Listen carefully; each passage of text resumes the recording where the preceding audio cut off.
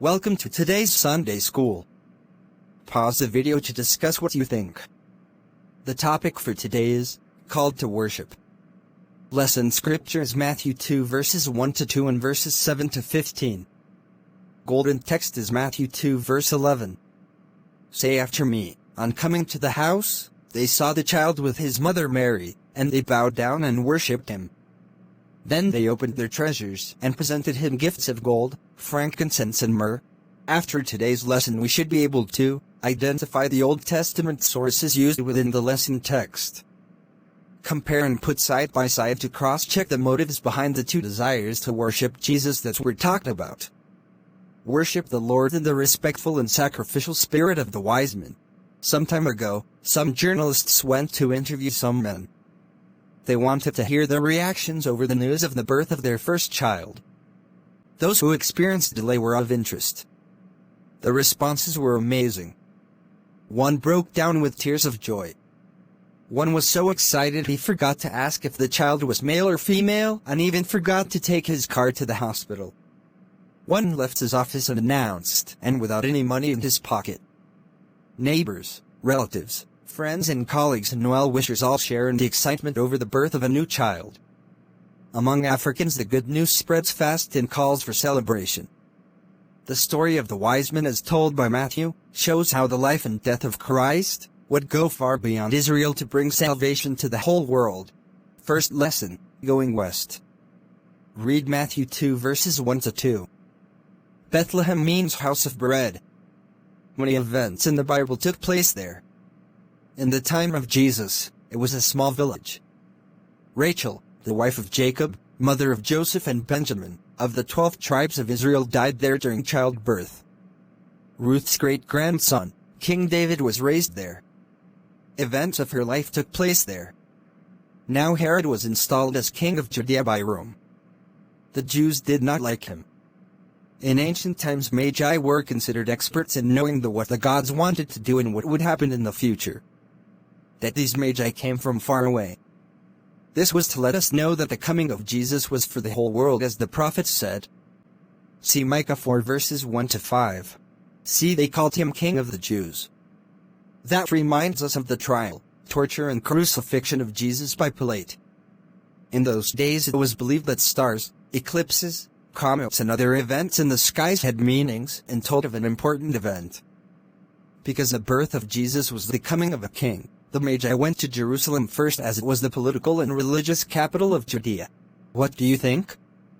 How are people searching for Jesus today? What are people searching Jesus for today? Second lesson, Herod's secret inquiry. Read Matthew 2 verses 7 to 12.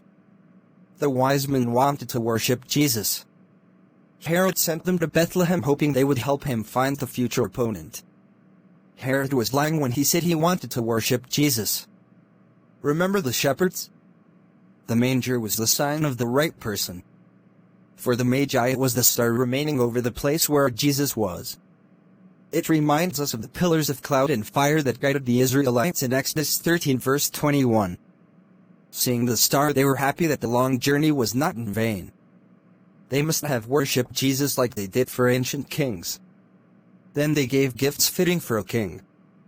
Gold, frankincense and myrrh.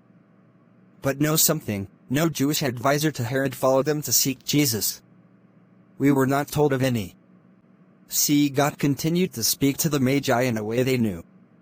So they secretly returned to their country and did not go to Herod to tell him where Jesus was.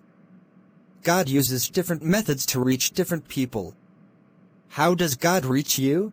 What do you think? Are there people who are not sincerely seeking Jesus?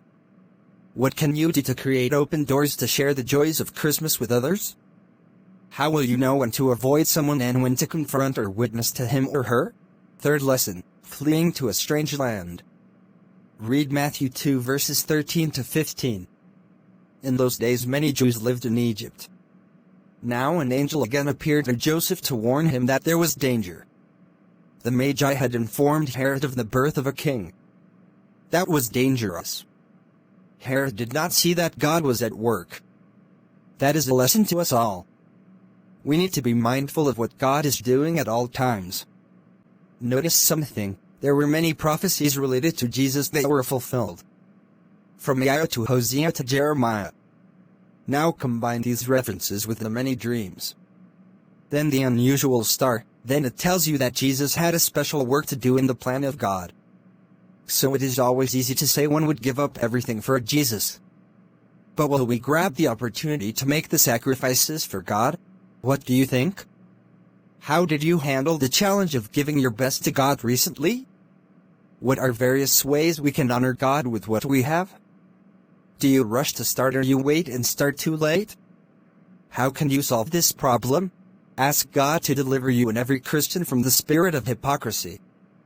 Pray for grace to hear God and to act without delay. Pray for protection against every plan from the enemy against your destiny. God hates hypocrisy. Christians should learn to offer precious gifts to God.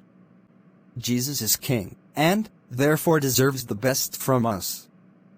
God guides and orders the steps of His children, no matter their color, tribe, tongue or profession. God has the power to frustrate the efforts and motives of the evil ones. Always act on the instructions of God without delay. We cannot be smarter than God.